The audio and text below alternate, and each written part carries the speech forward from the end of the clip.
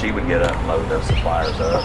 I would come in there to check on her, and she'd be on top of that forklift driving that thing around, and those old rough carpet layers would just treat her like a princess. You know, they were good. Kenny Green, remember Kenny? Oh yeah. I used Kenny him Green yesterday. and his You know son. how old he is? No. 75. He said that right? yesterday. He came to stretch some carpet for me. What happened to his son? That would be, well, there was Jenny, and then there was another one. I don't remember the other one's name. Kenny That's Jr., I think, yeah. I don't remember what happened to him. I'm not sure what happened to him. But they were good to my mother-in-law. Kenny's a great guy. Yeah. So A.J. Lawson was your father-in-law. He was. I never put that together. Now, they live down on Wilkerson Road, somewhere out that way? Yeah. Morgan Road? They live on Morgan Road. Morgan Road. Which is where Angie and I live now. Or Angie and I moved into that house a couple years ago. Morgan, and how you get there? You go down? You go out Chatta Valley Road. Chatta Valley Road. Turn right on Cates Lane. Going out towards Morris Vineyard. First road on the left is Morgan. See, I ride bicycles there. Oh, okay. Me and Alvin Calhoun. Yes. You see us out there any? I know. Well, there's a guy that works for me that rides out there, and I see him from time to time. Which is who? His name's Todd Sparks. Once in a while, I'll see Todd, and he lives over off Benton Pike, or used to. Well, we ride down Chatta Valley all the time. Oh, yeah. Very rarely do we go by the vineyard, and usually on down and take a ride on Baker Bridge Road. Right. So we don't go. But sometimes we go down Morgan. That's a steep hill. It is. If you're pretty coming good from hill. if you're coming from Upper River Road, I mean, It is. It's all downhill. Just about. But once you get up that hill on a hot day, it's brutal. Yeah, when you get up that hill at Morgan Road, you're right there at AJ and Kathy's. Do the Blairs live out there? Remember the Blair triplets? He lives about 4 houses down from me on the left as it's meeting up with Old Bacon Road. Yeah, he's still out there. Yeah. They were in my class. Well, mine too, at Cleveland. Yeah, we were in the same year. Yeah. The triplets. They were. There was 3 of them. Remember when they got in a fight with Danny McCutcheon? I forgot about him. If they weren't fighting you, they were fighting for you. You just had to figure out what side you were on, you know. I stayed on their good side. Oh, I did too. Whatever happened to all 3 of them? Well, one of them finishes concrete. Yeah, and that's the one that lives down the road from me. Yeah. And I hired him one time to come and pour driveway for me, and he did great. It was fun. No problem? No. But I haven't talked to him in probably over 30 years. He still lives down the road from me. So you went to Cleveland Junior? I did. Same place I did. I was a Cleveland Junior High guy. I came there from Stewart School. I grew up in that neighborhood over there over near Stewart School. And that was Angie's neighborhood too. We knew each other since we were Is the children. subdivision right beside Stewart? Well, that's where Angie lived. Angie lived on the corner of 23rd Street, which is the street that runs between the old Long John Silver's and First Citizens Bank. She lived right at the edge of that in Kiker Bonner Avenue. Yeah. So when Westwood Baptist built that, the church, they kind of backed up to AJ and Kathy's house. That's right. And I walked home from Stewart School down Kiker Bonner Avenue and up behind Westwood. Then I crossed Peerless, and I lived right over in that, Hickory Drive, Glenwood Hickory Drive, yeah. That's where I lived. Well, my cousins lived on Brentwood Drive, and we would walk from Stewart School, cross Peerless, cross right there at that church, and go through Hickory Drive to the back of their house. And that on Brentwood Drive. That was probably what? The Gobbles? The Gobbles. Okay, Tim and Tony lived down there, and then Jim Baldry lived down from them. Jim Baldry, yeah. Those are all friends of mine. I hadn't heard Jim Baldry's name in years. Oh, I still keep up with him. Now, they lived next to the Boyds. Could be, and I didn't know the Boyds. They were a little older than us. So when did you come to, you're originally from what, Pennsylvania? Yeah, how'd you know that? I got a good my memory. Parents moved to Cleveland, Tennessee in 1972. And so you were 7, 6? I was pretty young. I was born in December of '66. Do you remember where you lived in Pennsylvania? Do you remember anything about it? Yeah. We lived, most of my relatives on both mom and dad's side lived up near Lake Erie, right up on the northwest corner of the state. But do you remember, knowing that you came here when you were 6, how much do we remember prior to being 6? Not a lot. I remember, that's my hometown. That's where all of my aunts, uncles, cousins, and really my roots are up there. But my parents had 6 children, and Dad was selling material handling equipment at the time and was traveling a little bit. He traveled through the South, and he thought, man, it's just beautiful down here. He pulled off at exit 25 and stayed in a hotel and called on a customer in Chattanooga and got to looking around the place, and he said, man, I just like it here. He told my mom, and my mom, we moved in 1972. Did he change jobs or stay with the same job? He stayed with the same job for a while. Because it was traveling salesman, I guess. It was, but with 6 kids, and the oldest one was, I guess Debbie was 15 or 16 at the time. I have 5 sisters. I'm the youngest. So there's 6 of us. And there was just a little bit more opportunity down here, and the winters were pretty brutal up on Lake Erie, and I bet, yeah. Mom and Dad wanted to change, and we loved Cleveland, Tennessee. Were they always from Pennsylvania? Yeah, that's where. So that was a big change for them. It was a huge change, Dee, and they still, if you were to meet, Mom and Dad are both deceased now, but my dad, he carried that northern accent with him his whole life. Never did lose it? No, he became a Bowater guy and spent the rest of his career at Bowater. And loved it, Did you go to kindergarten here?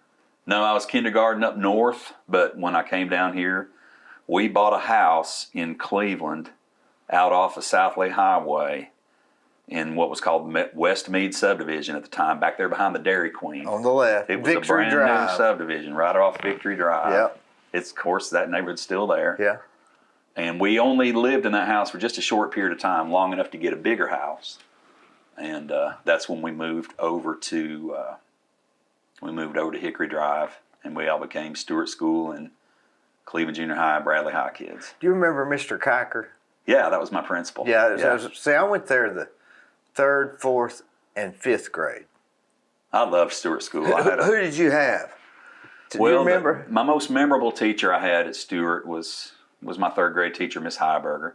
I had Ramona Heiberger. My brother had her. 3rd grade, and I had a guy named Mr. King in the 4th grade. He was a long-time educator. I had Miss Miller, Miss Samples, Miss Painter, Miss Smith. So you went there like 6 years or 5? I did, yeah. Well, I went from 2nd through 6th, but when I talk about those teachers, those are just teachers that Angie had as well that we always talked about. Angie and I had a lot of just growing up in the same church in the same neighborhood. Did you know her then? I did, yeah. Angie was a year older than me. And my parents knew her parents, and we went to the same church there in the neighborhood at Westwood Baptist. And so Dee, really growing up with a lot of the same childhood influences and friends was something unique in our marriage that a lot of people didn't have, Do you think it's important to be married to somebody extremely equally yoked, like y'all were? You were born in the same church, raised the same religion, same type of family. Well, I'm sure. Dee, it was important for me. I didn't realize it until after. Some people travel halfway around the world to find the girl they're going to marry, and I just had to travel down the street. There was Angie, and I can't imagine it any other way. I really can't. But if you had told me back then, hey, little red-haired Angie Lawson, I wouldn't have thought nothing about it. No, I would have said, well, she's untouchable. I'm just in the 4th grade. She's in the When did the sparks fly? Not till after high school, after college. No, I lost track of her. I didn't know her much during our high school years. After junior high, I went to Bradley. She stayed at Cleveland. And we were 1 year together at Cleveland High, and then I went to Bradley. So you don't really even see each other? Or no. But of course, my family knew her family. AJ and Kathy being business owners in Cleveland. Yeah. And knew my parents. But she went to UT, graduated, and got a degree in finance. came back to Cleveland and started working. And I went to UTC and had no idea what I was going to do, but started working for UPS and liked it. And I decided I was going to move back to Cleveland also, just to try to figure out what I was going to do. I was making decent money and liked what I was doing, but I still had to have 2 jobs. And I ran into her, and everything just worked out from there, you know. Where'd you meet her when you came back? Well, when I guess I met her at First Baptist Church. I started going there just because my best friend was going there. Yeah. And my best friend was engaged to be married. His name's David Clark. I know David. And David and I had not, we'd been apart since high school because I'd been going to school. He'd been building houses. Yeah. And so I get reunited with David. He said, hey, he said, you know, my fiance, Candy, we're getting married. And he said, guess who her roommate is? I said, who? And he said, you remember Angie Lawson? And I went, yes, I do. I do. He said, man. And you hadn't seen her, hadn't? No. So we began dating, and it was really nice, Dee, to be able to, you know, tell my parents or my sisters to bring Angie Lawson home, you know, was really nice instead of, well, this is a girl you've never met, you know. Right, I was able to say. She had street cred. So yeah, she did. She did, and my parents loved her instantly, and so did the rest of my family.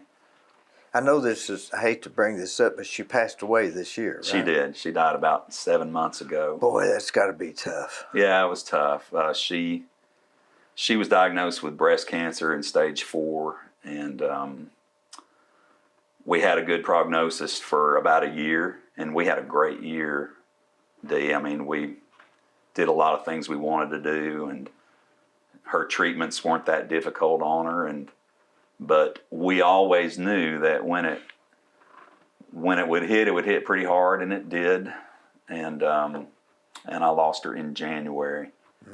But I'm so grateful for the time we had together. And did y'all ever argue at all? Yeah, we did. That goes along with it, doesn't it? We did. We no, you know, not a lot, and she won most of those. It just wasn't worth it. I hated to. I just go, you know what? That's fine.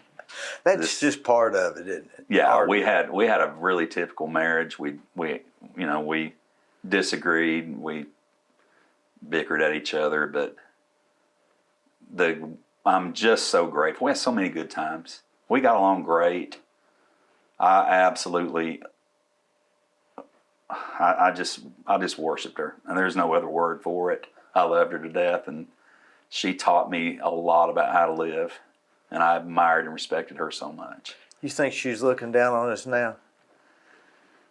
I believe that. I do.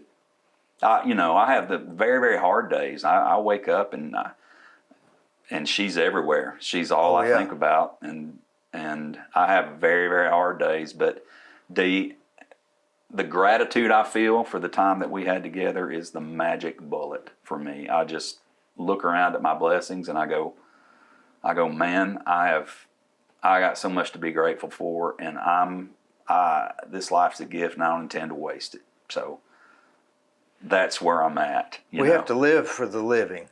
Yeah, we do. She was wonderful and beautiful and young and touched so many people. Angie was a lifelong educator. About the time we started dating, we were talking about the future, and she said, I really don't like finance. I just did it, and I really want to be a school teacher. And I Isn't said, it something that you have to decide what you want to do before you're 20? Well, yeah. I mean, that's so hard, isn't it? People go in the wrong directions, don't they? They do. But it was very natural for Angie to go right into Dr. Donald Yates' office and say, and she just walked in, introduced herself, and said, I want to be a school teacher. And that's literally the way it happened. Less than 24 hours later, she was standing in a classroom. Is that right? At Blythe Elementary. And she stayed there for 27 years. 27 years. She saw the new renovation and all that, I guess. She did. Yeah, it was the old Blythe Avenue Elementary, and I helped her. We loaded up. I started working 2 jobs, sometimes 3, to put her through school to get her teaching degree. This was in '95. Why did you have to get a teaching degree? Well, Because she had a finance degree, but with a bachelor's degree, she was able to start student teaching right away. Oh. And she started doing that, but she went back and got certified to teach. And we loaded up her little Saab hatchback with, all of her textbooks and all of her things for the little classroom. And drove over to that school, and I backed up to the front door, started carrying boxes, and it was an exciting time. Did you ever eat at Cope's? Cope's Cafeteria, yeah. Cafeteria. Down on King Edward Avenue. And yeah. Did you eat there while she was working there, I guess? Because they were in full swing then. No, I didn't. Not then. But my father-in-law would go over there from time to time. This is what he used to tell me. Yeah, AJ. He'd say if his tractor ever tore up or his bulldozer ever tore up, he'd go over to Cope's Cafeteria and talk to somebody, and they'd tell him how to fix it because all those contractors would be over there. Yeah, and they had an air conditioner in the window, and you couldn't hear anybody talk.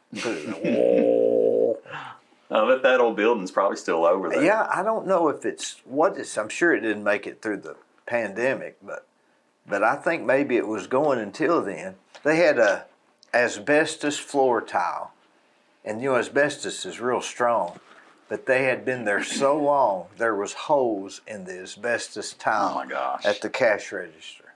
They had good food. I remember Cope's. I remember Wooten's Cafeteria too. Wooten's, I remember Wooten's. Remember, Angie and I used to go to the Earl's restaurant downtown. Earl's, We would go in there and get a they slice had of the pie. best hamburgers. Yeah. I don't know why that was, but they had the best hamburgers. Cleveland, Tennessee was a fun place to grow up, though. I really liked it. Your dad knew what he was doing. He did, and when you look back now on my family's history and 6 children that all met their their mate here in Cleveland and are still married and all doing well. And he was uprooting 5. You had not gotten really ingrained in Not Pennsylvania. really. The No, others more so. I was just a kid. The only thing I remember about that move was I wanted to ride in the front of that U-Haul, 700 miles from Pennsylvania down here. But What did you graduate in at Chattanooga? What was your major? I just majored in business. I really didn't know what I wanted to do, Dee. It was about 19. I went there. I went to Cleveland State first, got a degree there. A little associate's 2-year degree. thing? Yeah. Didn't know what I wanted to do. Who does? I still don't know. And I think my parents, by the time I come along, I was number 6. They were ready for that house to be empty. Mm-hmm. And I was kind of I wasn't spoiled as far as money goes. We didn't have any money, but I just figured I was a good kid and I'd be all right, and mm-hmm. I started, I had the opportunity to go to UT Chattanooga, moved to Chattanooga, and I said, let me do that. I want to do that. Still didn't know what I wanted to do. And back then, job postings were either in the newspaper or on a bulletin board at the school, You'd go into the job placement center. At UTC? At UTC. So when you moved down there, did you just go live?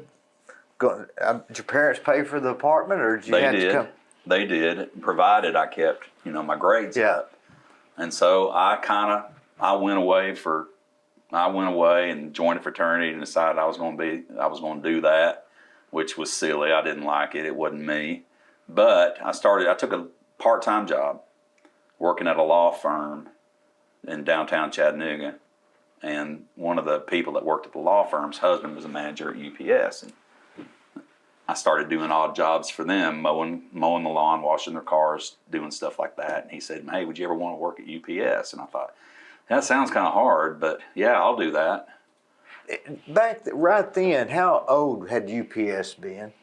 Well, UPS was founded in 1907 in Seattle, Washington. But when do we remember seeing UPS trucks around? Not till at least the mid '80s to the late 90s. Why that long? It just took them that long to grow? Well, it took them that long to expand. I mean, they started as a bicycle messenger company in Seattle, Washington, 1907, and you were literally delivering messages And, hey, this guy's got to go on this. They'd send out 10 bicycles across Seattle, and that's how they got started. Pretty soon it became department stores. They'd start going in department stores and taking parcels. Then they bought their first Model T in about 1914, and the fleet kind of grew from there. And so in the early 80s, they finally came here. Finally, yeah. What was here before?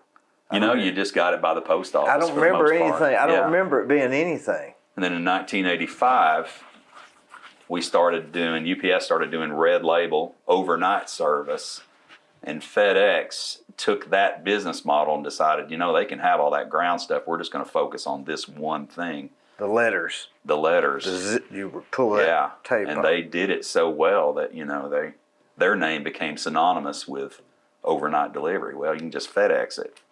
Yeah. Kind of like, well, you can just Xerox this. Yeah. Put on a Band-Aid. Yeah. So we originated that, but they really took it and did it better than we did. So we've been trying to catch up with that ever since. But other things that we do, I think we do better. So did you have to ride it? You was actually a delivery guy. Well, not at first. I had to start out coming to work at 4 a.m. and loading trucks on a dock. In Chattanooga. Which I was living in a fraternity house, so I might as well have gone to work anyway. Everybody was up, except for, I was able to still go to classes during the day because I'd work 4 a.m. to about 8 a.m, try to grab a quick shower, get into class. But all my friends that were waiting tables or bartending, whatever, they were doing that at night, and I was off, But why even work? Well, I worked because I was trying to. I had bills to pay. I was a young guy trying to get started, trying to buy a car, trying to convince my parents that I was going to make something of myself. But the company I was working for, UPS, I will tell anybody this, it was more important to me from a self-discipline standpoint than it was a paycheck. Somebody making me come to work at 4 a.m, holding me accountable to be there every day. I liked the discipline of it, and I liked the hard work of it. And I looked at what I could do there, and I've been there 34 years now. Did you think, hey, I could go further in this place? I did. When did you think, you know what, I believe I like it here? I had been there probably, I hated it at first because it was just hard. It was just hard. Yeah. But I saw that, hey, they had this thing called tuition assistance. And I thought, wait a minute, they could put me through school. If I'd go back, if I'd finish my bachelor's, they'll pay for it. And I did that. So they did. And I went into management after I was a driver for about 10 years, and then I went into management. Was that a long 10 years? No, and looking back on it, Dee, it was about 94 to 2004. It was a quick 10 years to me. I loved being a delivery driver. Did you have to wear seat belts? Absolutely, yeah. How'd they get out of the car so fast? They just... Well, we teach our drivers methods that get them in and out of that vehicle safely and quickly, because we don't make any money if that guy's sitting in the seat. So as you approach, and when I was there, as you approach, you'd have one foot on the clutch, you go in lowest forward gear. You would apply that park brake, put that thing in gear. With this hand, you would reach over, undo your seatbelt. With this hand, you would pull out the key. You would make one turn, put it in the bulkhead door, open the door, select that package, clear your walkway, and get out and deliver. What do you mean clear the walkway? Well, you got to look and see where you're going.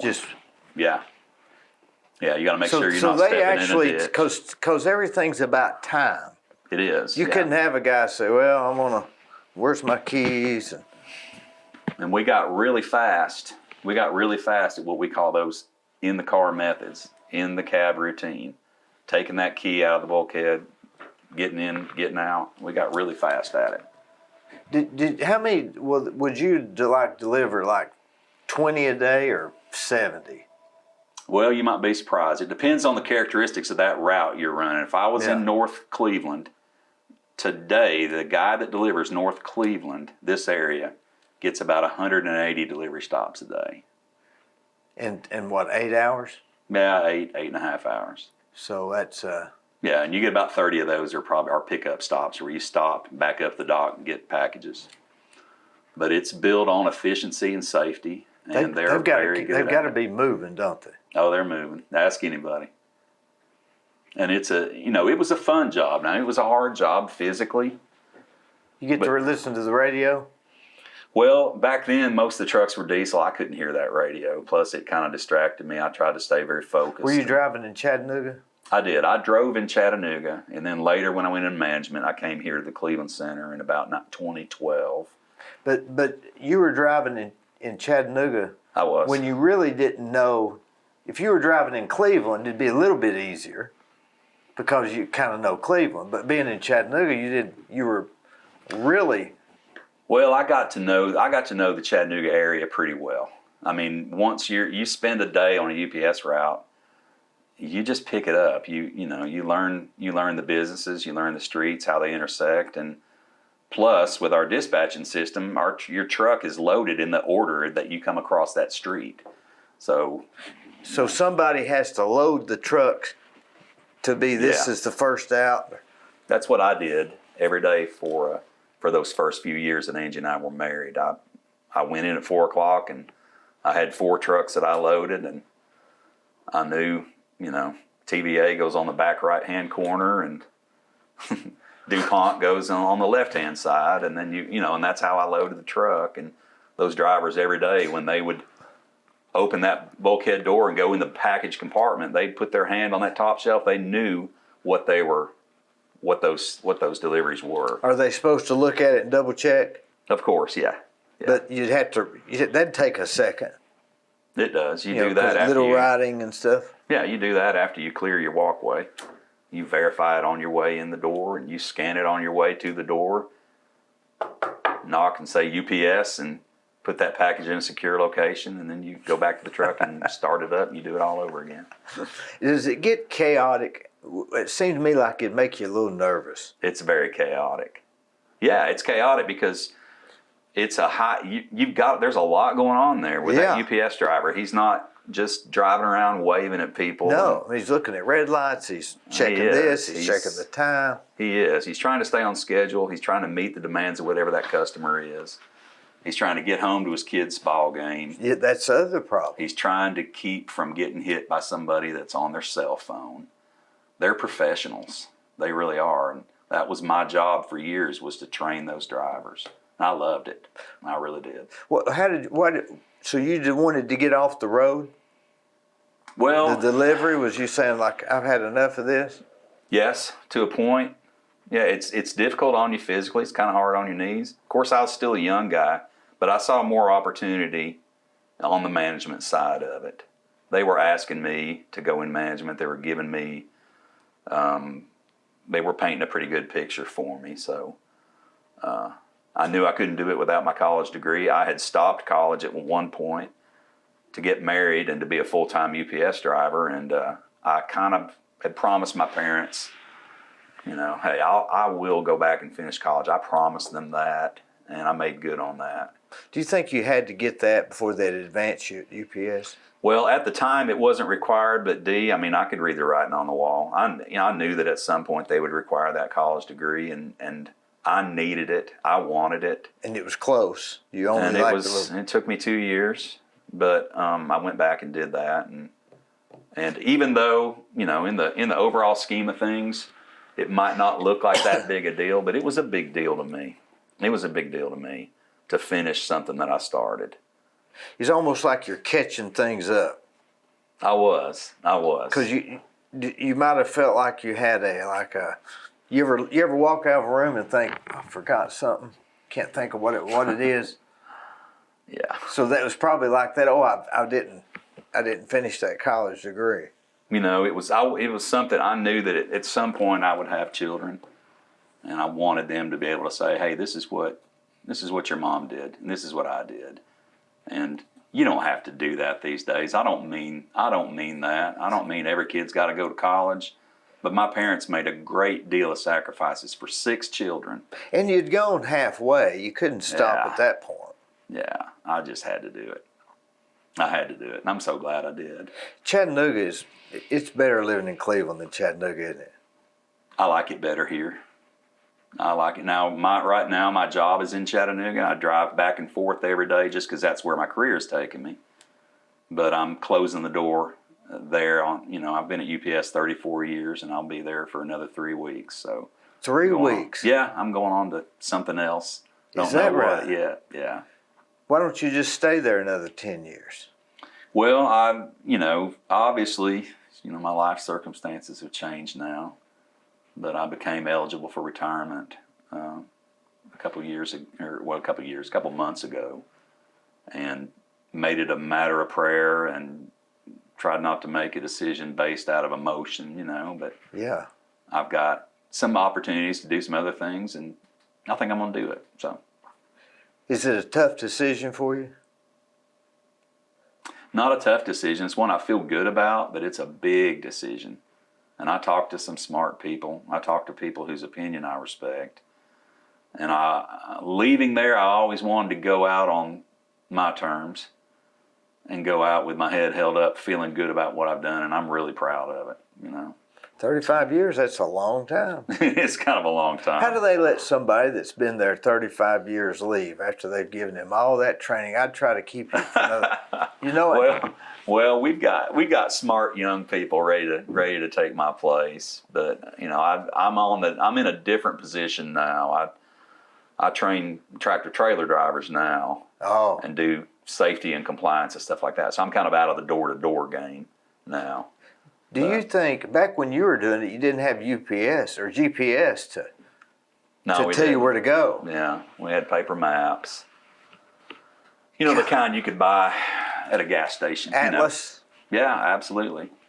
And it would say, if I didn't know where Brentwood Drive was, I got this map book and it's spiral bound, or it'd be a paper map and I have to unfold the thing and find the key and go down to Brentwood. It'd say C7, then I go up to C, go to 7, and I put my fingers together and go, okay, and then I go drive to it. That's what allows people to do so many stops now versus when you were doing it. Yeah, because now our drivers have a thing called a cradle, which is a device much like a cell phone that sits near their dash that gives them turn-by-turn directions on where your driveway is. So it won't just bring you to 4060 North Ocoee. It'll put you right at the last location that you scan that package, which would be your back door or whatever, Let me tell you about Capstar Bank. They're located in Nashville, Hendersonville, Gallatin, Athens, Madisonville, Sweetwater, Etowah, and in Cleveland at 950 25th Street and 3855 North Ocoee Street. I've used them. I like them. Give them a try. They're no problem.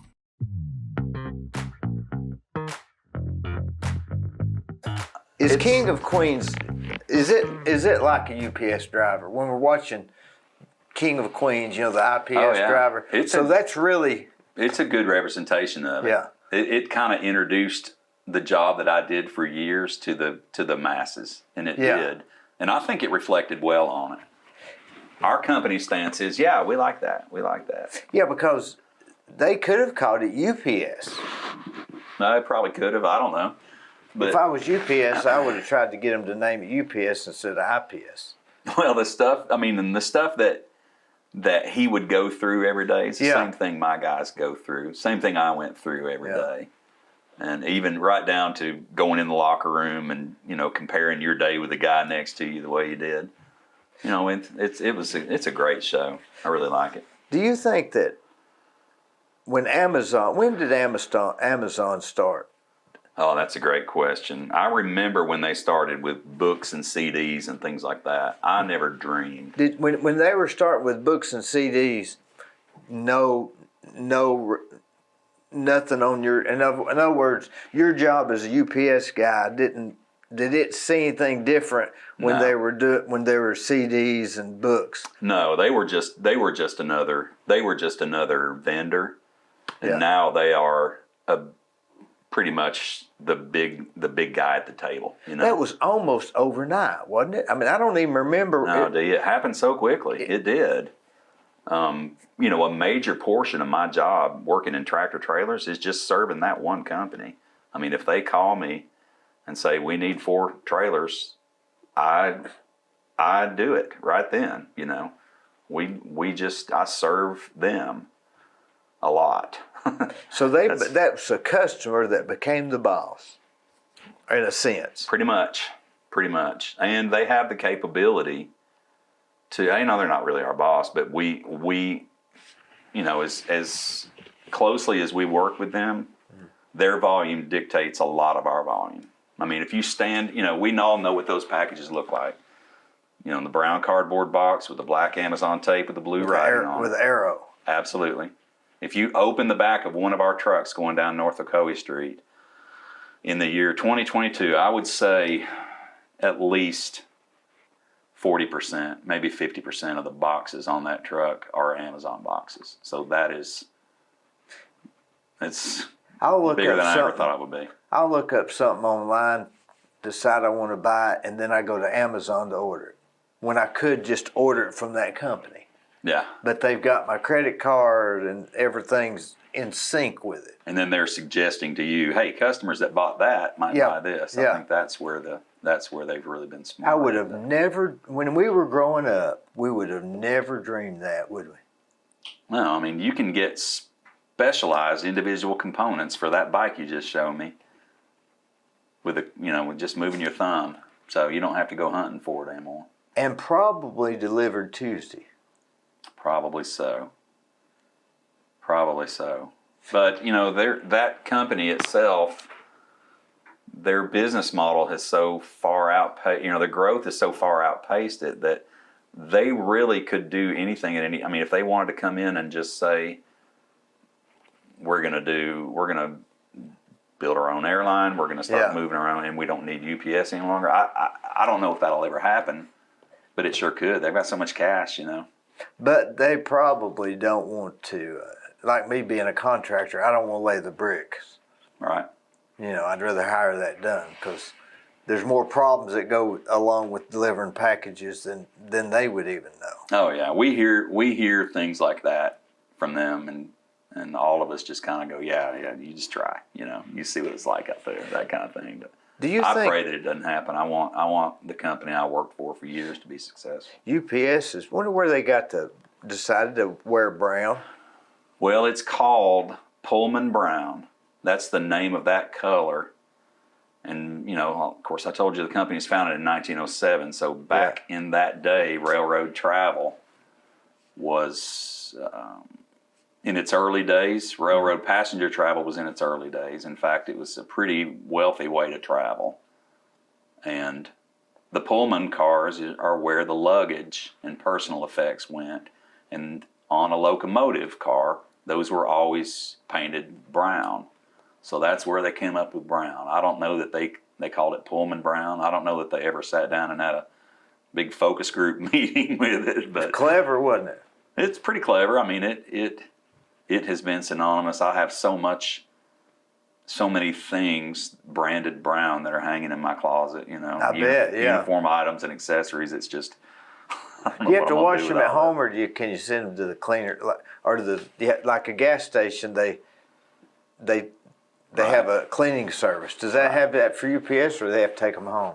We have a cleaning service that comes in and will launder for us, but for the most part, drivers just come to work and leave work in their uniform. I think they'd rather do it at home. Most of them. Rather than take it home. Yeah, but the uniform standards have always been something I've been proud of with our company, and it's we have had to relax those in about the last 5 to 6 years just due to the workforce. But You mean? What do you mean by that? Well, we did not allow anybody to wear a beard. Your mustache was not permitted to come below the corners of your mouth. Your hair couldn't touch your collar. Like military. We had no tattoos, no things like that. And in fact, when I first started as a driver, we had just begun permitting them to wear shorts, but it was just pants only. So, golly, that's how long I've been around. Is the workforce, is it that? Do you see it real bad too? Getting help? Yes. Yeah, it's a little bit harder now to get younger folks to do the job, But the ones that do give me a lot of optimism, because they're fine young folks. They really are. It's just, we used to be able to just raise our hand and people would come to us. Now we have to go looking for them. You know. I think there's a shortage of people. I mean, Could as be. far as like a decline, like a decrease in the Yeah. increase of population, if that makes sense. It could be. I mean, when you look at what our job does, it's still classified as unskilled labor. You don't have to have a college degree for it. But they are making, a fully allocated driver with our company is making, between 85 and Golly, $1,000 pretty good a year with insurance, right? Yeah, with full insurance. And that package is worth quite a bit of money. So, I mean, it's an attractive job. It's an attractive job to a lot of folks, but the price that you have to pay to get there that's where we're missing it these days, because we don't have a lot of turnover. So you have to work part-time several years and work some hard, dirty jobs to get the opportunity to do it. That's where guys go, hey, wait a minute, I could go here and do this, or I could remote and work from home and do this. That's where we lose them these days. In other words, you're not going to walk in and start driving packages. There's a lot of training. Not yet. Not unless we have a lot more turnover. But the drivers that we have tend to become, they're very loyal to us. And I've always been proud of that. When you quit going to Cleveland, you went to Cleveland High in the 9th grade? I did. Yeah, it was about 1981. And how did you get to Bradley? Because you couldn't ride the bus, right? Because you were in the city. No, I was right on I had a sister that was 2 years older than me. She graduated Cleveland in 82, or Bradley in 82, and I just ride with her. So she chose Bradley? She did. All 5 of my sisters decided to go to Bradley. And of course, me, I was want to be my own guy, and I was just a little freshman, and I said, by gosh, I'm going to Cleveland. Yeah. And I went to Cleveland. I went there so I could play football. Yeah. But man, they were so good, and they were so fast, and I just couldn't make the team. And I thought, well, I bet if I went to Bradley, I could play. And then by the time I got to Bradley, I had just lost interest in it, and I had meeting new people, and it's so big too. Bradley it was so big, but I loved both schools. I don't have a bad thing to say about either one of them. Did you work in high school? I did, yeah. Where at? Well, other than you're kind of, washing cars and mowing lawns, my first job was working as a dishwasher at a pizza place on Keith Street called Happy Days. And it was right across from where Life Care Center of America is now, in that little Northwood Plaza. I don't remember that one. Yeah, I wasn't there long, but I worked there. As a dishwasher? As a dishwasher. Rode my 10-speed there. What nights? Usually 2 or 3 nights a week, and always on weekends. And I worked there, and then I heard that the grass was greener if I went and worked at a steakhouse. So Did you go across the street? I went over to 25th Street to the Western Steer. Western Steer, yeah. Started working there as a dishwasher. Or was it and a Western cook. Sizzling? Western Sizzling was there still on Keith Street, right in front of where in front of the Cleveland Mall. But that was Western Sizzling. Their competitor was Western Steer, and that was over on 25th Street, behind the Hardee's, where the I Mexican ate there place quite a is bit. now. On did you dishwash over there too? I did.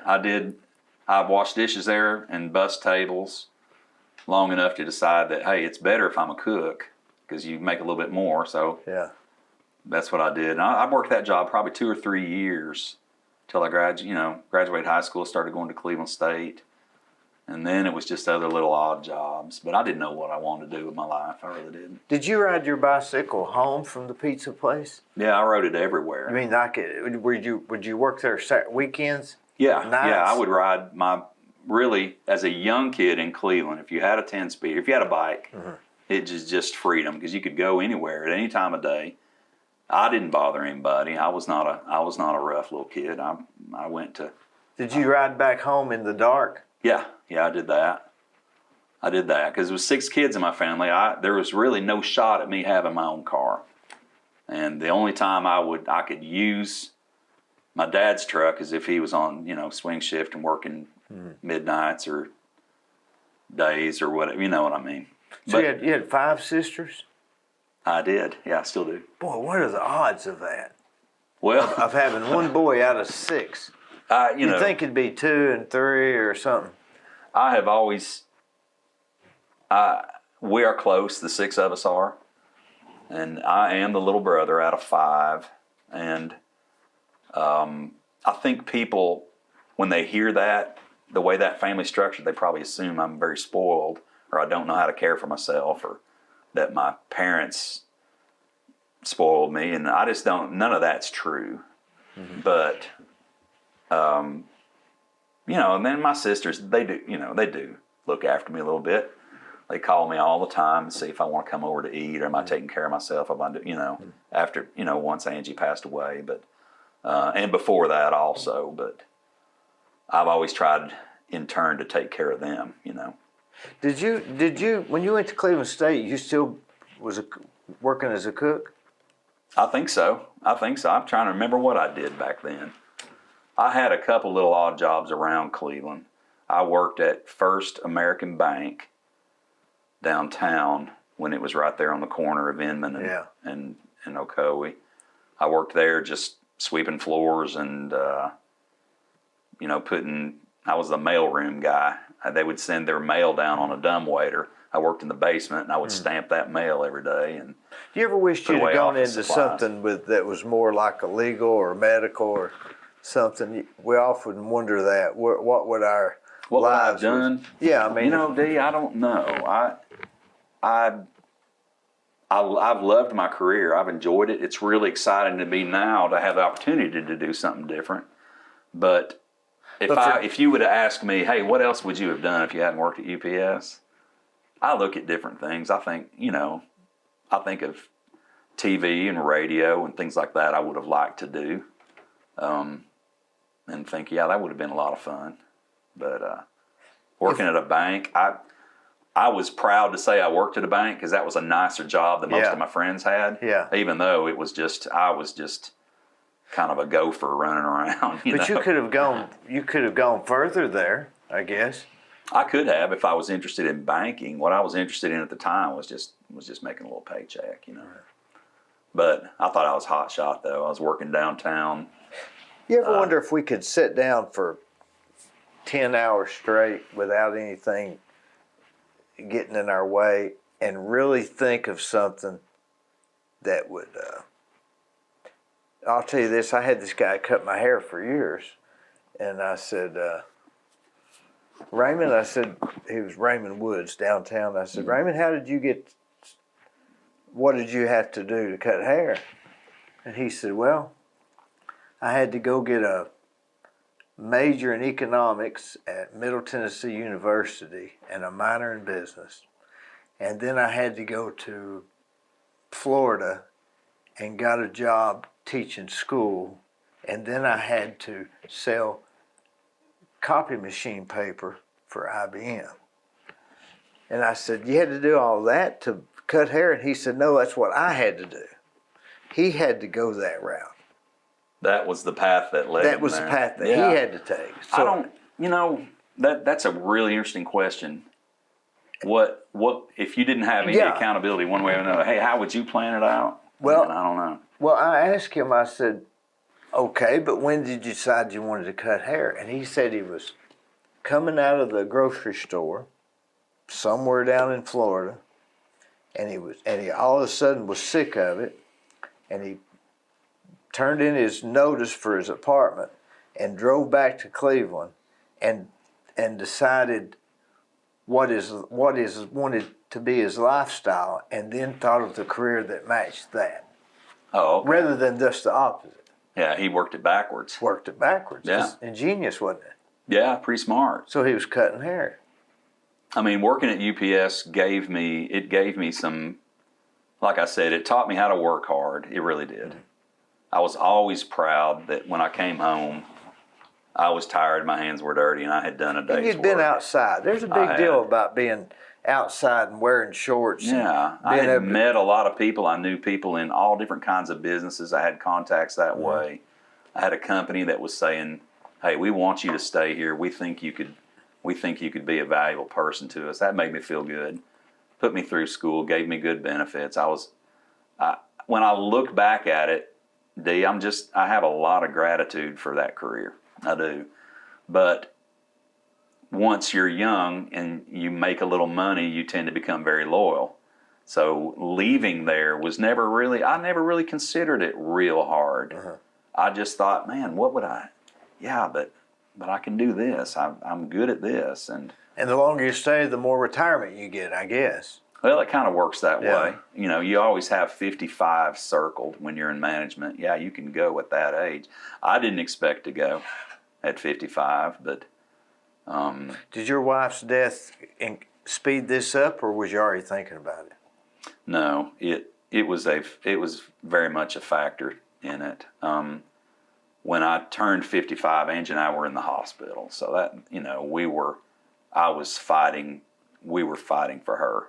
So once the dust settled and I was able to kind of gather myself afterwards, I began to pray about what to do next, and decided I didn't want to make any quick decisions, and I didn't.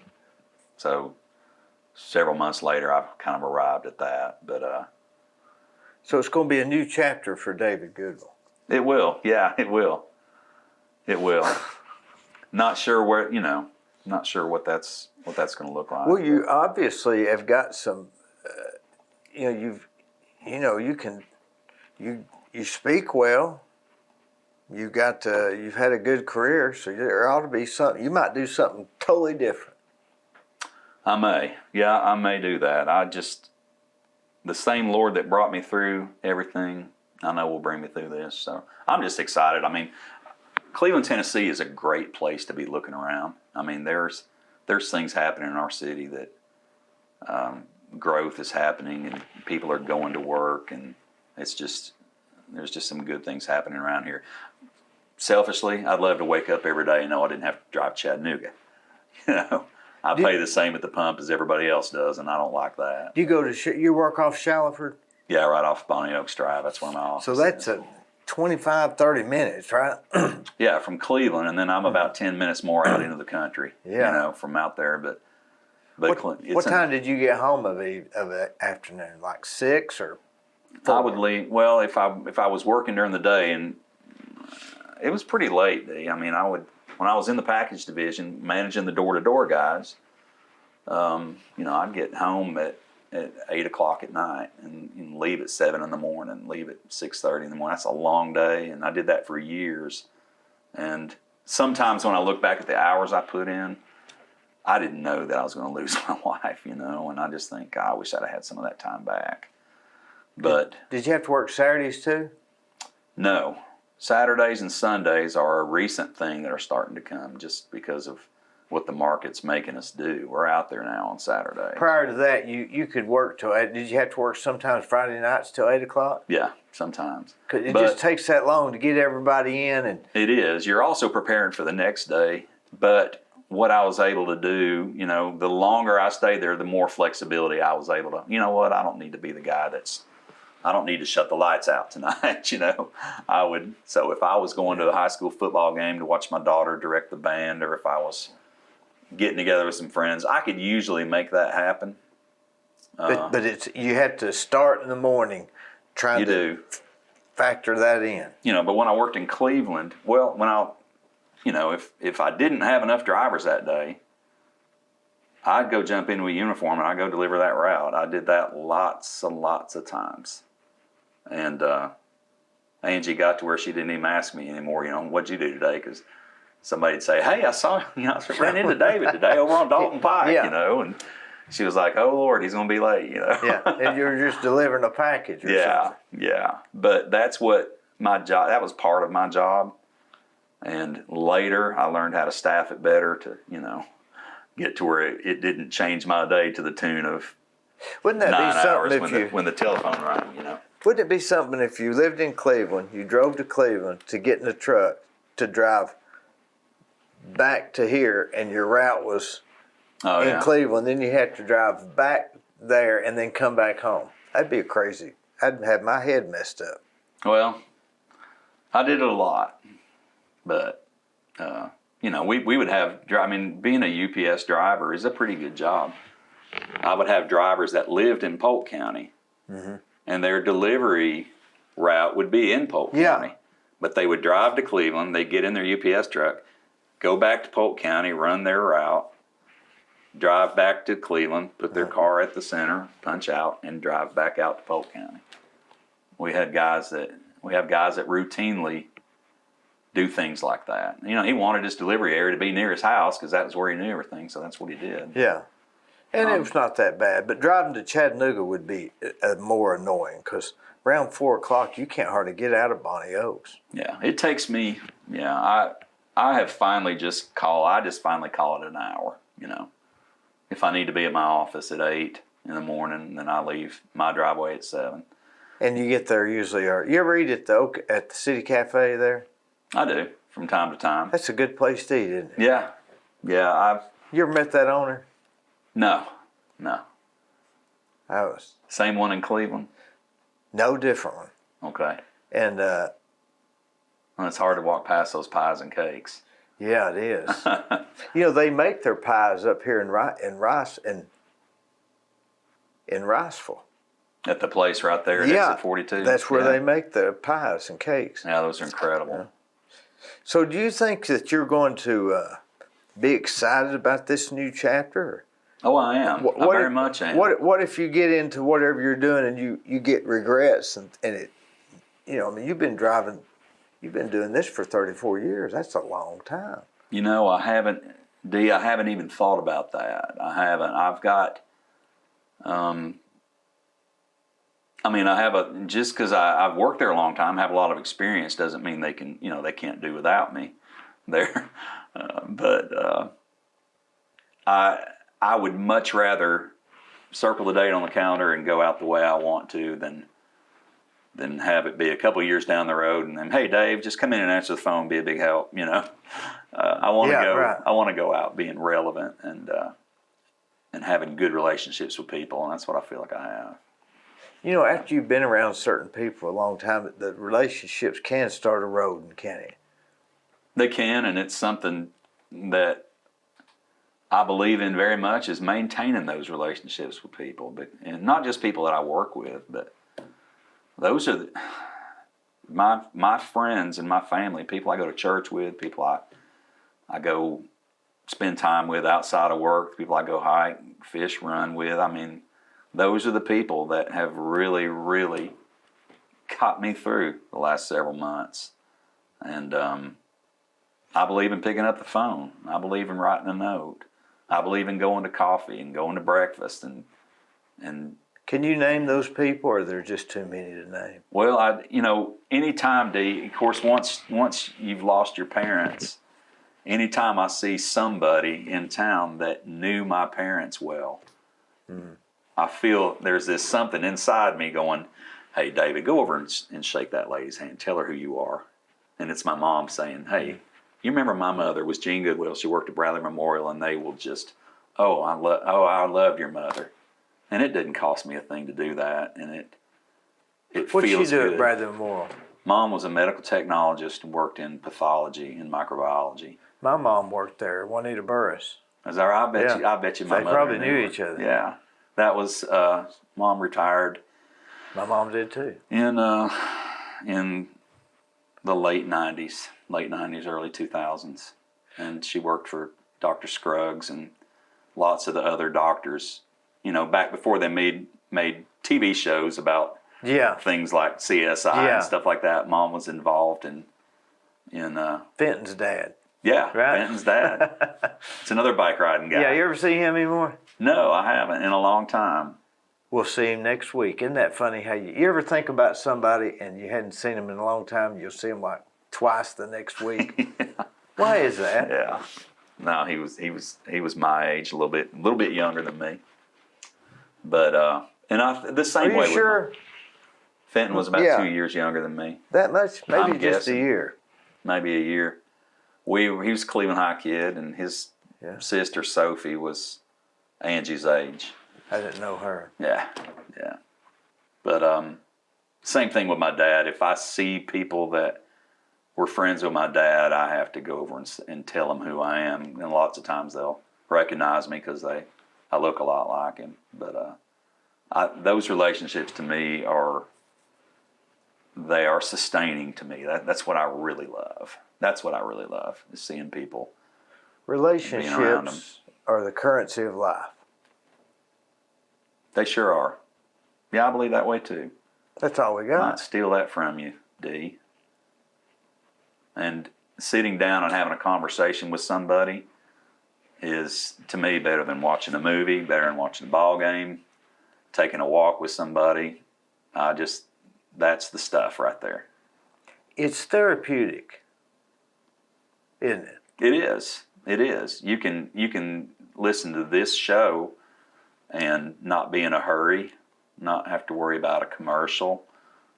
You can, hey, I know that guy a little bit, but he's going to sit and talk to Dee, and maybe I'll listen to that because I'd like to get to know that guy a little better and things like that. And if I've got them here, I'm interested in them. Because I couldn't talk to you if I wasn't interested in you. That's true. I mean, it just wouldn't work. Yeah. Let me ask you this. You dated Wendy Bledsoe too, right? I did, yeah. She was my high school girlfriend, yeah. Yeah, because I lived in West Eldridge and she lived in Creek Bend. Yeah, she lived right there on the corner, yeah. Yeah. You ever see her anymore?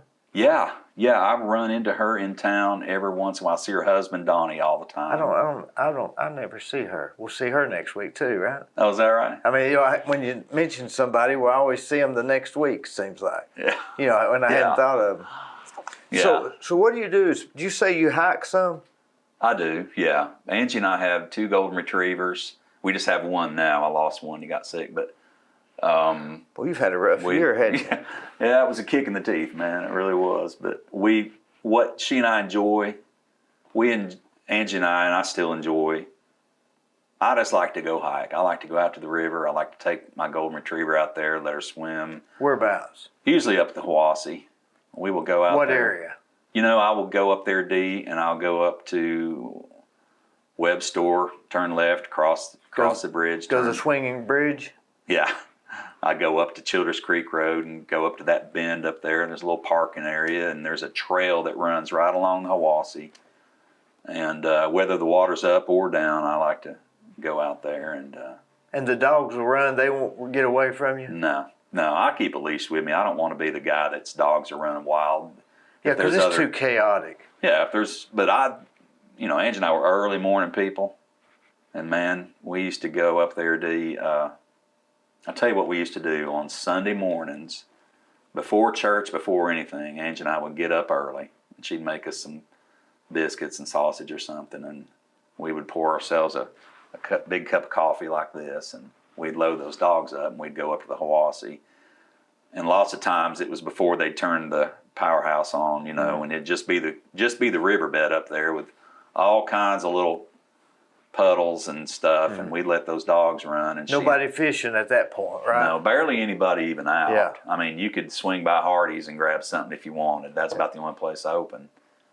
Web Store wasn't open by then. And we would go up there and we used to take folding chairs and set them up in the river, right on the riverbed, and watch that sun come up and watch our dogs play. And that's what we would do. And, pretty soon we knew that, about 10 o'clock, that water would start rising and we need to get out of there. But did you come back and go to church then? Yeah, we'd come back and start our day. We were just early morning people.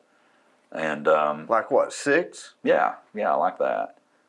And you set an alarm clock or just get up? No, never have had to set one. Do you wake up like 5 or 6 every morning? I do, yeah. Wide awake? Yep, ready to go.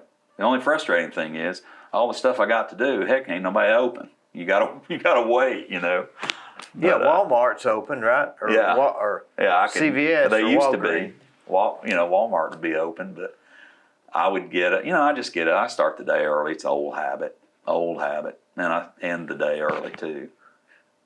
What time do you go to bed? About 9 o'clock. I mean, people always talking about TV shows that they watch, and I'm sure that's good, but You go to sleep with the TV on? No, But there's stuff now that there's series and there's streaming. There's stuff that I like to watch once in a while, but I don't spend a whole lot of time in front of the TV. But wonder what makes you get up early. I'm not an early riser. Well, for years, Dee, my job made me get up early. The 4 o'clock. Absolutely. Yeah. And my first day at UPS, I had put in my application. I'd had a quick little interview. I had a background check, and I knew I was going to be getting up and working on a dock at 3:30 or 4 in the morning. I just didn't know when it was going to start. And they said, "We will call you when we're ready for you." And I go, "Okay." And my phone rang at 3 o'clock in the morning. "Is this David Goodwill?" I said, yes, it is. They said, if you want this job, then be here in an hour. And that's how I started. I didn't even know I had a choice. I guess I better do this. And I swung my feet out of bed and went to work. So maybe that habit stayed with me. Yeah. Maybe it did. Web store, boy, isn't that the neatest place? No, there's no place like it. You can still get Coke in a bottle over there. Coke in a bottle. And the gas pumps, I still get gas there sometimes, but boy, they're slow. Oh, I know. Yeah. You almost, if you leave your car on, it'll go out for the faster it's going in. I know. But I had a lot of fun on that river growing up. And, if you go up and take a ride on Childers, they got a convenience store there. Yeah, that's the little bait and tackle. That's a nice little place too. I've never been in it. What's it like? You should go in there. Yeah. Well, they got is it like a convenience store also? It is. It's very similar, but they're also a fly fishing outfitter. They're an Orvis location, so they have all this nice stuff there. So they have gasoline too, right? They do. You can buy gasoline and just regular camping supplies. Now they have, they have snacks and little stuff like that, Mm-hmm. but we used to go up there. Angie and I would go on a New Year's Day hike. Every year we would get up and go and hike to some destination somewhere. And I remember being up there one year, and the little folks that own that Hiwassee Bait and Tackle, they would make some kind of traditional New Year's Day meal in a crock pot, like a big thing of pork with some black-eyed peas and turnip greens. I think you can eat lunch there too. Yeah, they do sandwiches and biscuits and stuff like that. But yeah, it's a neat little place. It's a lot cleaner than Web Store on the outside. It is. They keep it kind of sharp, and it's also they have campsites right around there. But there was a place up there on the internet when you go across the bridge and take a right in that little road down below. There was a cabin for sale, 4 bedrooms, 3,465,000, something like that. Mm-hmm. But I thought, why would you buy something like that? Because you just have to worry about it. Yeah. I'd rather go up there and not have to worry about it. Yeah. It could almost ruin the experience. Almost. Yeah. It's not for everybody. I mean, if you go, you can just go, pack up and leave. You're not worrying about the yard mode or anything like that. Yeah. Do you think that UPS will start delivering from drones? Well, we already have to some extent. I mean, that's a real thing that we're doing. Right now? No. Right now, the pilot program is in Winston-Salem, North Carolina. They are delivering within a structured community. There's a little medical community that belongs to the university over there in Winston-Salem that we deliver COVID supplies by drone, just as a pilot program to see if it works. And it's been pretty successful, but we can't just decide we're going to go to Manhattan tomorrow and start delivering by drone. But does it have a camera on it so you can see if anybody's trying to shoot it down? I have no idea what it's like. I just get a press release from it once in a while, and they show a picture of it. And my company's really proud of that program because it's very cutting edge. But I don't know if the day will ever come where you'll decide you want a pizza and go like this, and a drone comes and I wonder appears and brings your pizza. if the drone can carry something heavier than it is. I don't think so. You think it? Yeah, these are what it's bringing. What we're delivering medical supplies. So it's with it vitamins right now. Or something. Yeah. Ivermectin. And yeah, I remember. And the thing about that makes it, there's a couple things really attractive about it. I mean, if you're delivering medication, you don't have to deliver it with dry ice. You can use, if it's a drone, they can use a gel pack that keeps it cool. But it's just for us. I mean, the time in transit's, literally seconds or minutes rather than sitting on a hot UPS truck all day. So somebody's really sitting and studying this thing as it's. I guess. I don't know who those people are. God bless them, whoever they are, but it's not me. Well, you'd think that would be the next coming thing. On the Jetsons, you ever watch the Jetsons? Yeah, I remember. Didn't they have things delivered by drone? Yeah. The other day somebody posted something that had, at the beginning of that show, it'd say George Jetson. There's a little biographical thing about him, and he was born in 2022, so that guy's fixing to be born any day right now. I didn't realize that. Fun fact. 2022. Yeah, that was considered the future. Whenever, he was a father, future, so we're talking in 30 years.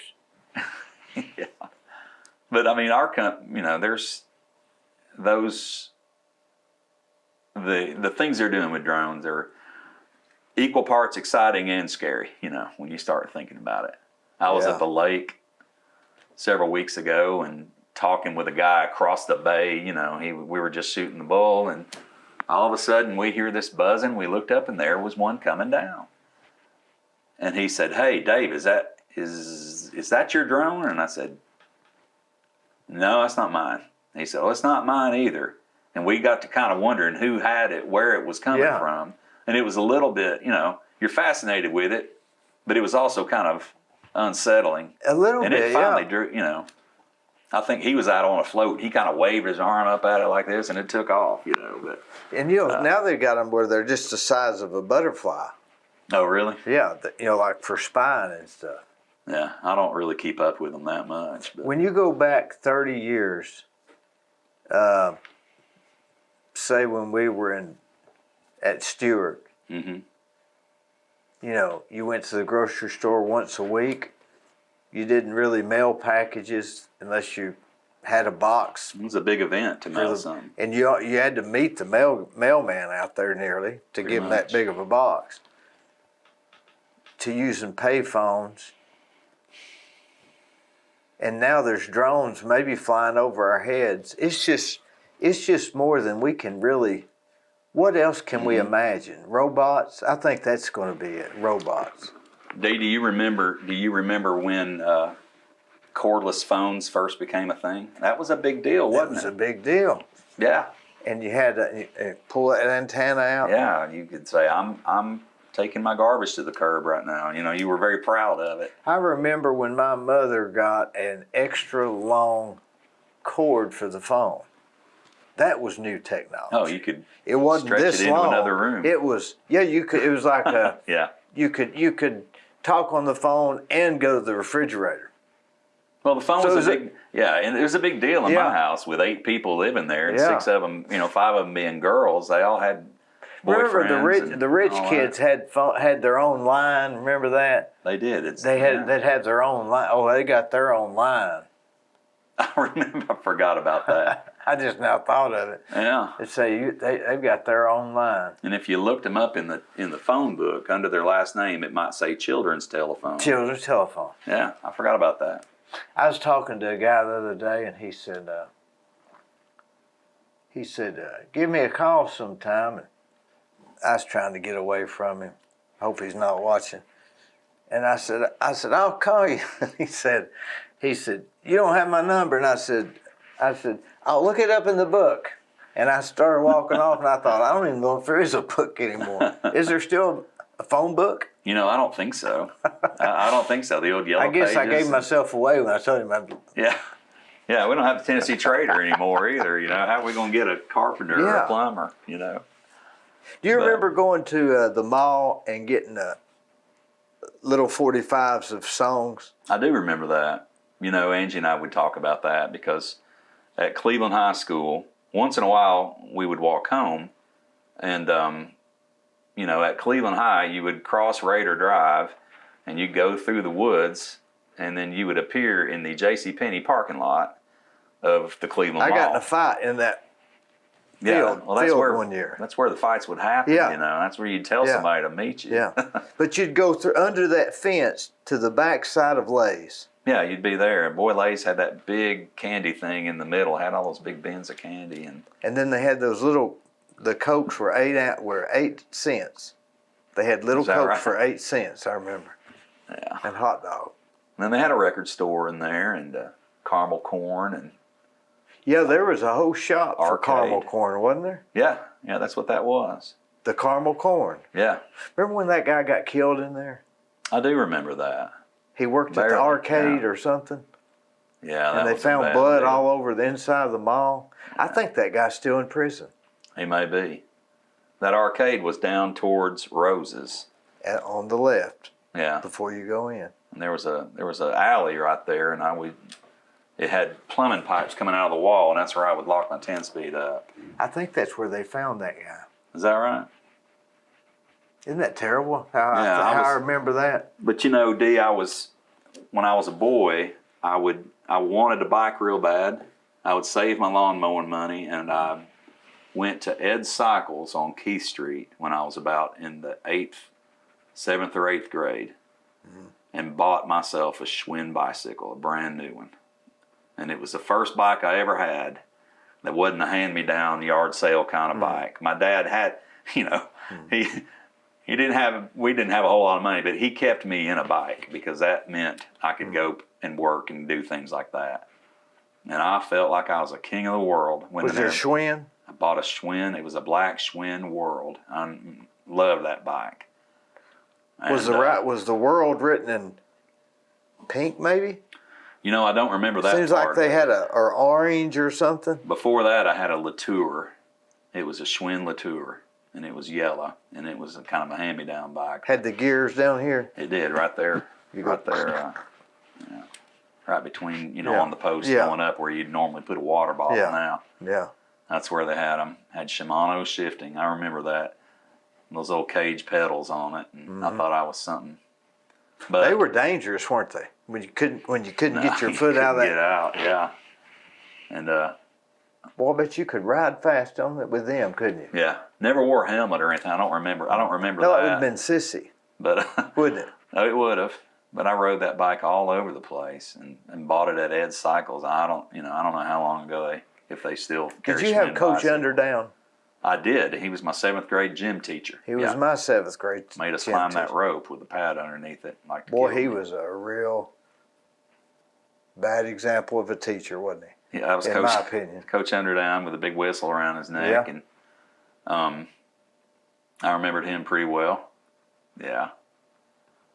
Cleveland Junior High. The funny thing when you go back and remember what you did in Cleveland Junior High, one thing I remembered was I didn't have to. I could eat whatever I wanted for lunch. I could go in that cafeteria, and it wasn't just pushing a tray down the line. You could literally. Yeah. And that was I don't know why I remember that. And they had the chicken noodle soup that had the real wide noodles. Remember that? Yeah, it was probably pretty good. Yeah, it had little carrots Yeah. in it. It had the Really salty. library in the middle, and all the class. Remember, you walked around that big. I loved Cleveland Junior High though. I don't remember the library being in the middle. Yeah, it was. That was. That's right. It was open. Yeah, it was just Kinda open. Yeah, you didn't go to a different place for the library, but That was you walked around the. you did. Yeah. I played drums in the band. I remember that. Had Mr. Freitag, and we had I liked Cleveland Junior High. It was fun. When I left. Bradley was a lot better school, in my opinion. What was your opinion? I liked Bradley better, but it wasn't because I didn't like Cleveland. I guess when I really just decided about the freshman year, all my friends were going to Bradley for the most part, and I thought, well, I'm just going to go, and I did it, and never really looked back. But You still go to First Baptist? I do. I go to First Baptist, and then Angie and I, back about 2 or 3 years ago, we started going to the Mission Cleveland, which meets a smaller congregation that meets over at the old Blythe Avenue School where she used to teach. And they have it on. They use it inside the school, don't they? they do, yeah. Yeah. Right now we meet in the school cafeteria over there. Is it? Would you say it's Baptist or? No, I think, if you put a label on it, I think they're Anglican, but Anglican? What's that? it's kind of like Presbyterian, I guess. I haven't paid a whole lot of attention to all of that stuff, but it's a nice group that meets on Sunday afternoon at 5 o'clock. And Maybe we shouldn't even label what they are, right? maybe not. That's how Angie and I got free our Sunday mornings to go up to the river, but it wasn't so we could skip church. I don't mean that, but I'm not so sure you're not better off to go do something like that on occasions on Sunday mornings. no, Dee, I wouldn't trade those. Those No. are good memories, Yeah. and I think about them all the time. But the mission is a group of people that's very, very, very invested in that neighborhood over there, and in the What made you start? Well, I guess she was teaching there, so you found out about it, right? What made us do that? At the time, I was concerned. Angie had not yet been diagnosed with cancer, but because she only had cancer for 14 months, but we were just looking for something a little bit different. That's all, just something a little bit different. We both went to First Baptist and we're married there, and that's where the majority of my friends are. And I just wanted to do something a little bit different. I like a little smaller church myself. That part was good, but I quickly found a lot of ways to serve at the mission and still do. So, you know what I do? I go to 2 churches. I don't care. So you go to both of them? I sure do. Yeah, I do, and it just feels right to me to. You go every Sunday night or at 5 o'clock too? I do. Yeah, I went this morning at First Baptist, and I go there. And it's not because I'm some kind of church junkie. I don't mean that. It's just my faith is real to me, and it's something that I cling to, and it's. Have you always been that way? I believe so. Mom and Dad were that way, and Did you get baptized early? I did. Angie and I were both baptized when we were about 11 years old. You and her stories is so close, it's unbelievable. They do parallel a lot. You're walking home from Cleveland Junior High. You get baptized the same time, and that's incredible. we were thinking. I was a part of a school trip back when I was a freshman. It was in 1981. It could have been 82. I don't remember. At Cleveland High, we got to go out to the Grand Canyon, and it was a big deal. It happened right at Christmas time. And Angie was on that trip, and her parents were the chaperones on my bus. If you would have gone up to little freshman Dave and said, Yeah. hey, you better not act up in front of those two. Those are going to be your in-laws someday. I didn't know any of that. I didn't know I was going to marry Angie. But we had something special a lot of people just don't have. We walked we lived in the same town. We just had a lot of common experiences. That's a love story in itself, isn't it? Really. It is. And so a lot of people, they just don't get that. I had it, and I'm so grateful for it, And Cleveland, Tennessee, if you look at it, there are people can find all kinds of things wrong with it. And nobody has stronger opinions about their hometown than people who have never left it. They think things ought to be this way because they've always been that way. Well, Cleveland has a lot of faults, I'm sure, but I just love it. It's home to me.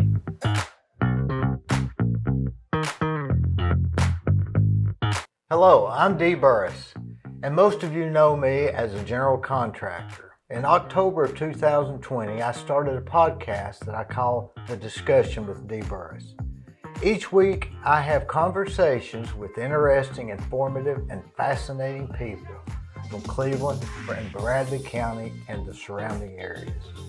You can watch the discussion at deeburris.com on YouTube and Facebook, where we would ask you to please subscribe, it's free, for updates and notifications of new shows. It's no problem.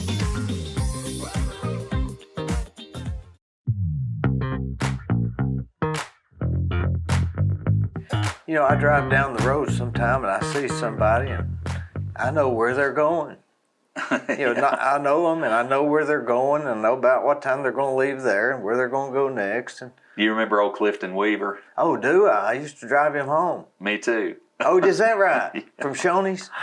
Shoney's or Cracker Barrel. Most of the time it was Shoney's. It was his birthday, right?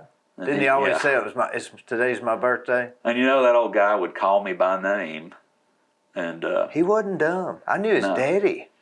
I never met his daddy, but Oh, he was a great guy. he would. I would see him at Shoney's, and you know, he would say, "Hello, David," and I'd say, "Well, let's go, Clifton. Come on." And I even got to where, I mean, if my daughter was in the car, she'd sit in the back seat. Oh with yeah, him. he wasn't no He was problem. so nice but to her. in the beginning, I didn't. You know, I've always. But he was so. His name was Jim Weaver. He was a Okay. good friend of mine. Is that right? Yeah, he really was. And you'd take him to his house over on Jordan Avenue. And You know- once in a while, he would tell me, I remember one time, he would say, I need to, you know, he'd always tell me if he was working or not, because he worked, you know. He worked at that place on Durkee Road, right? Putting the they make stuff corrugated boxes. Yeah. No, he'd put stuff in bags. Is that what it was? Yeah, that. He'd say, I hadn't had any work this Yeah. week, or, I got to He'd work. put stuff in the, like packaged stuff. And I remember one time coming down Key Street, leaving Shoney's, going towards Deer Park, and he said, David, I need to go to the store. And so, okay, well, let's go. And he said, can you take me up here to the Rite Aid? And I said, okay, what do you need? You need me to go in? And he said, no, I've got my money. I got to get my aftershave. Yeah. And You know, he's still alive. oh, I didn't know that. I think he is. I didn't know that. But years after my mom passed away in 2001, I would see Clifton and he'd say, Dave, I seen your mama.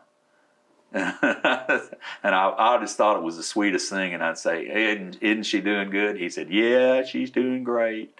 What a nice lady. He'd say, I saw your mama. That's what he'd say. I have Maybe he did. his daddy, Jim, was a real good friend of mine. And when he knew he was going to die, he asked this friend of mine, I won't say who it is, if he would make sure that he took care of Clifton. Wow, what a good man. And when he died, he did take care of Clifton. He got him in a home and checks on him like once a week. Yeah. You know, he didn't have a bathroom in there. He didn't have a shower except in the basement.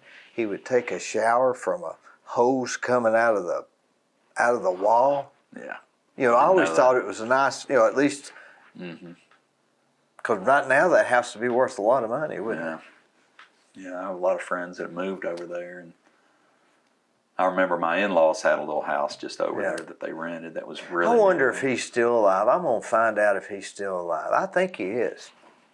I don't know. There was a buddy of mine I went to high school with, and in our early days of being married and working places, once in a while he'd call my office to see if I wanted to eat lunch, and he would always say, "Tell him it's Clifton Weaver." He would always say that. And they go, Dave, Clifton Weaver on line 1. And I go, oh my gosh. It was just a name that he knew I would respond to. You know, Clifton would always go to church functions, even though he didn't go to that church. Yeah. He'd go like Tuesday nights, or if they was having a revival, he'd go to all the meetings and get a ride home. He would. But Brad Benton and I were talking about him the other day, and you know how much Brad, time I guess spent. Brad took him home a lot, I bet. Brad fed him a lot. But Brad I'll feeds a bet lot you of he people. did. Yeah. Just, and Brad's a great guy, great and a good friend to me. So. You know, they've had that. I was listening to them on the radio on WCLE, and they said we've had some of our employees have worked here for, I think he said 34 years. Yeah. And I got to thinking, I think he does. There's that one woman's been there ever since I can remember. Yeah, Dee, that's Melinda. Now, let me tell you And this. If I go through that drive-through, she knows what I like. She's a sweet girl. You know who? See, I worked with her daddy, Is that right? Clyde, at Cook's Food Store when I bagged groceries. That's his daughter. I didn't know that. I don't Clyde's know daughter. her. I just know that she was sweet. And she'd always ask about my family. I stopped there Friday. I was going to go meet somebody, and I wanted to soften up the interaction. So sometimes I do that. It just helps. So I thought I'll stop and get a malt from there. And I thought, well, I don't want a very big one. I'll just get a small one. So I thought, well, I'll get this other person one. Because when you're getting ready to argue with somebody, it's hard to argue when you're drinking the vanilla malt. You're just soften. It's impossible. Soften the edges a It's little impossible. bit, right? Yeah. So I said, give me 2 small ones. It was $12. They were that big. And so I got there, and the person said, no, I'm on a fast or something, 24-hour something. And so I said, okay. So anyway, I left them, and I drank both of those. And I had a sugar high for That changed the rest of your 10 day, hours. didn't it? Yeah.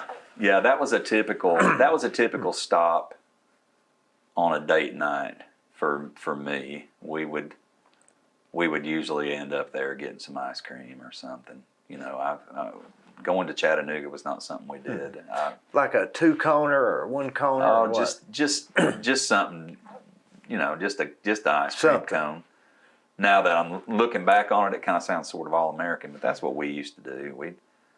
We'd go to the movies or go to a football game. Or Do you remember going to Fulbright and walking to Baskin Robbins from Fulbright? Yeah, the old Dizzy Dean baseball days, and I've got some funny pictures of me in any kind of t-ball or football uniform. I can look back on those pictures now, and I can still pick out people that never left Cleveland. You know, Never left.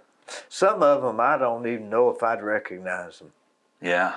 When I look at those pictures, I played football with the Cleveland City Midget League, and we practiced at Stewart School. Played our games at Arnold School. I was on the Steelers. Oh, we hated you. I was a Packer. I was on the Steelers.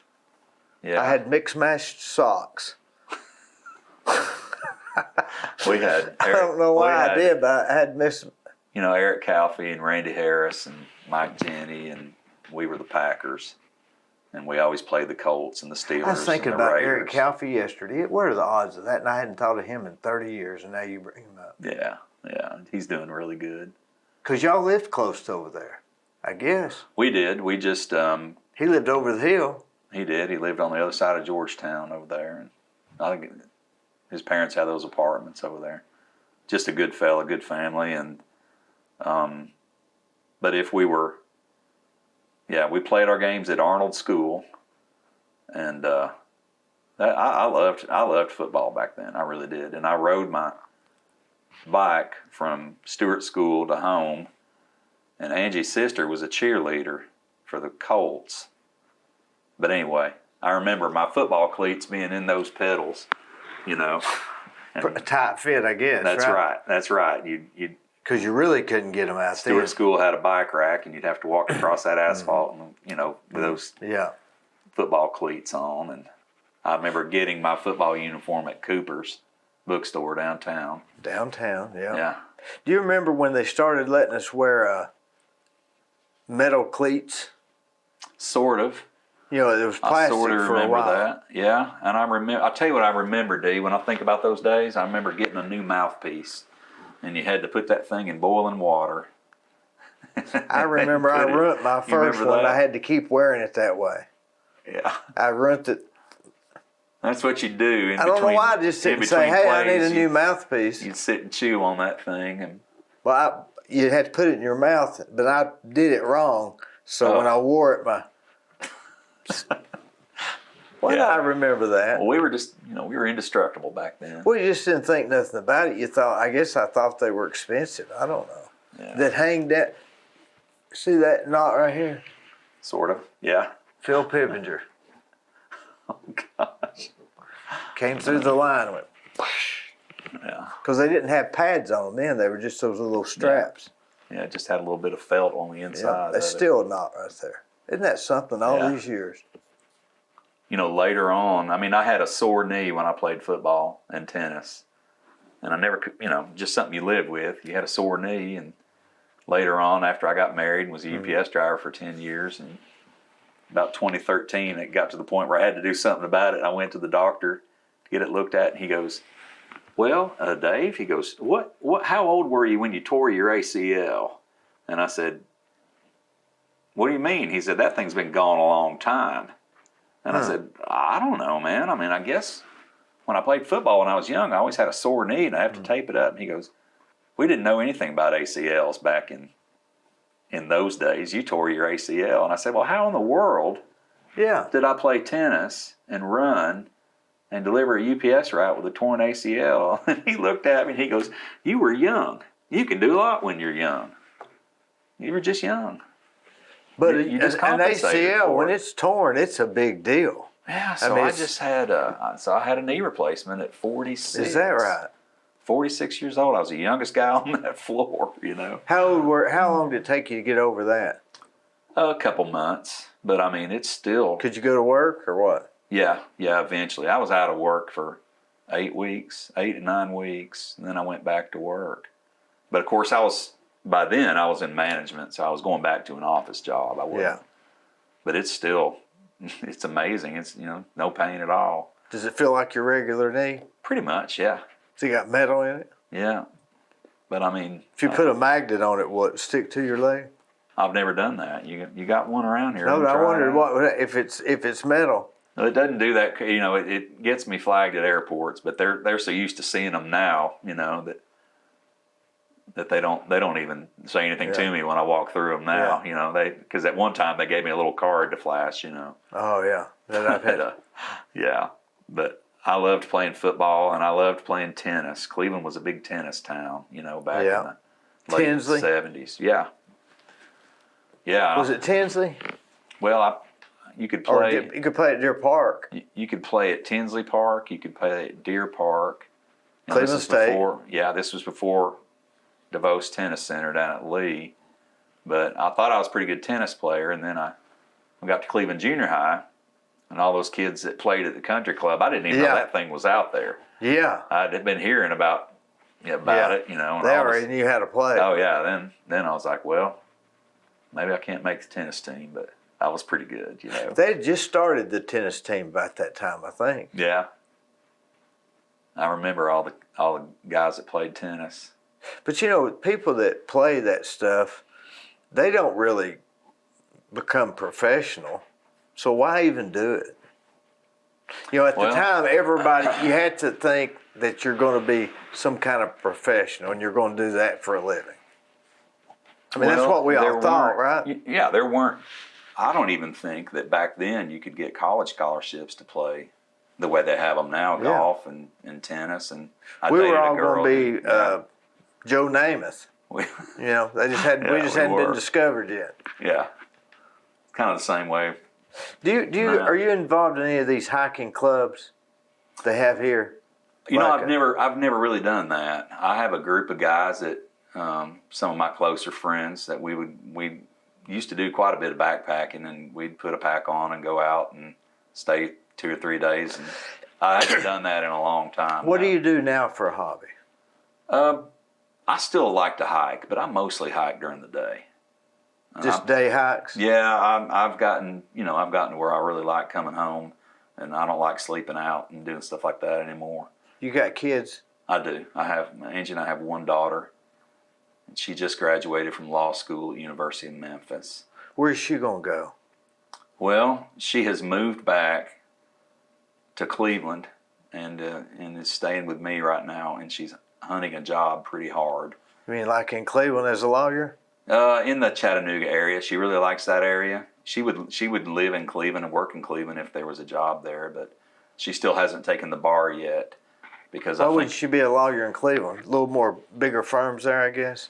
Well, I think that, with her making her own decisions about where she wants to live, I think she likes the Chattanooga area. There's a lot to do there, and she can come home to Cleveland and visit me. So right.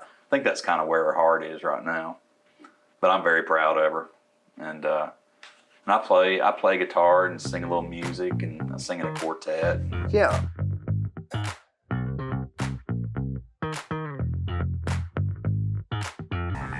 If you want residential or commercial plumbing, give Rick's Plumbing a call. Call Jason or Josh. They'll do you a good job. I use them. I've used them for years. They're no problem. Come on, woo!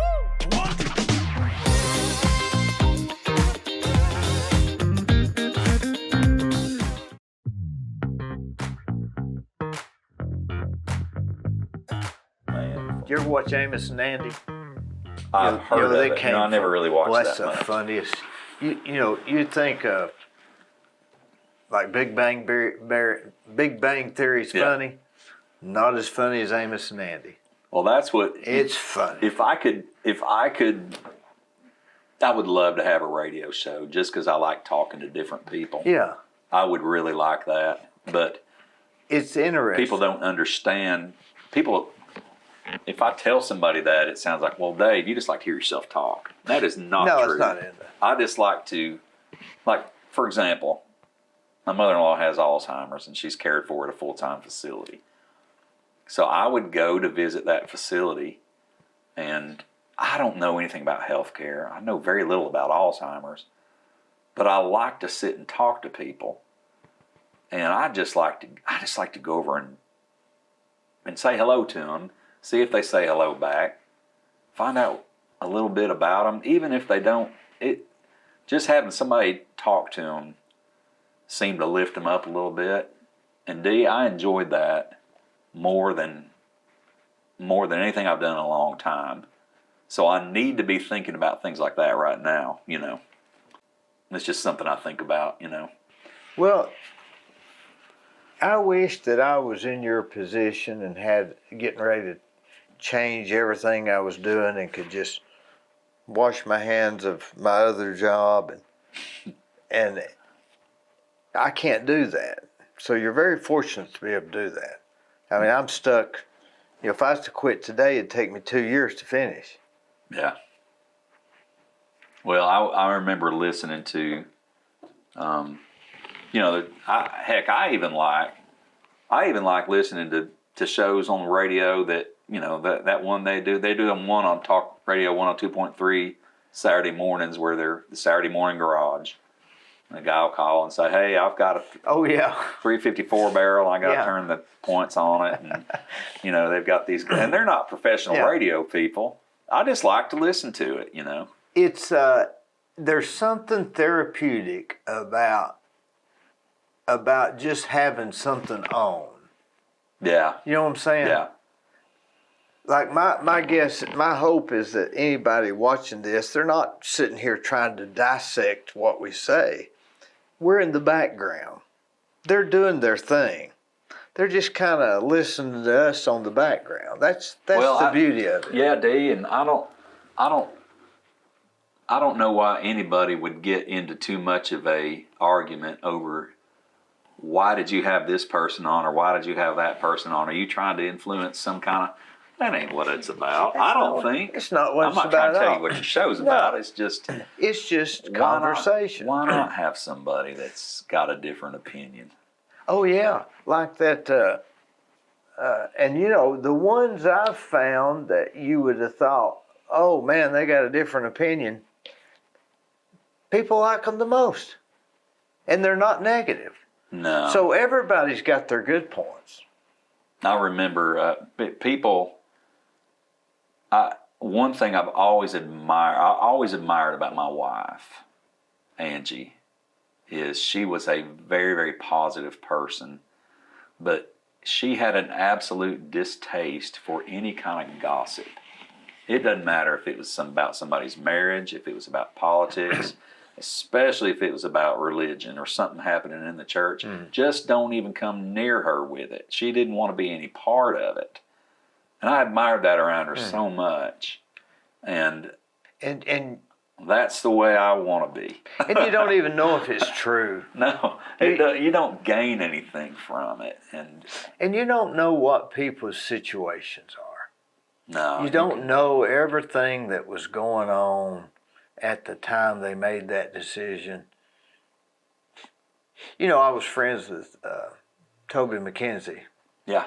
and he said something one time that I never will forget it. And I thought, because he was smart, and I said, Toby, I said, how do you get so good people to work for you?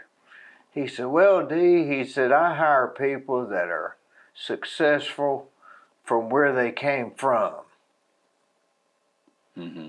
Not successful, but just successful from where they came from. Huh, interesting.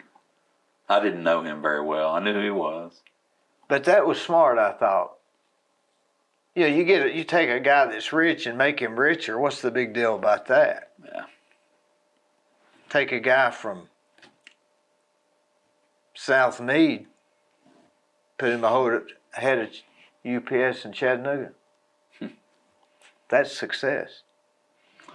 Well, wasn't the head, but but I've had, you know, that reminds me of my dad, because I used to have to, and I was required, I had to show my dad my report card growing up, but Dad would always, it was the old paper report cards, if you remember them. They were rectangular, They was really thin paper. wouldn't they fold?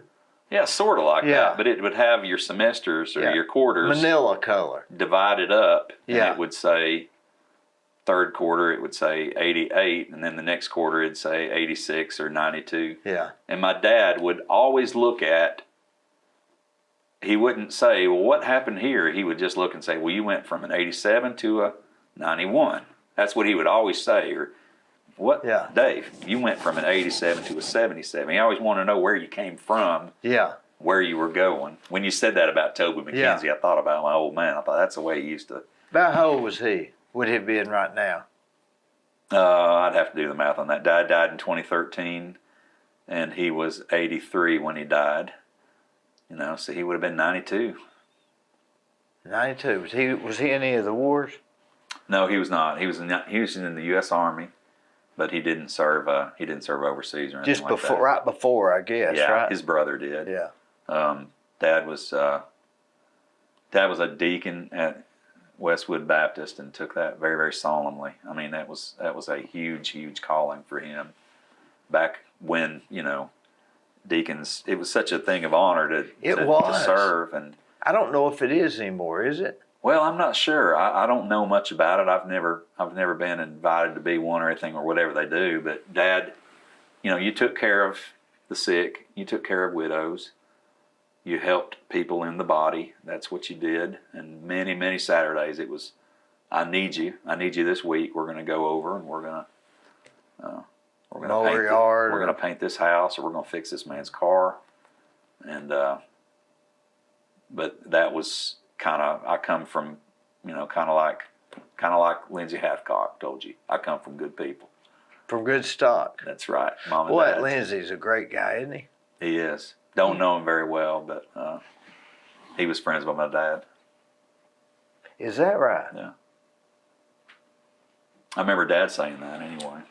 I remember delivering. Wonder how they knew each other. You know, I don't know. I'm not really sure.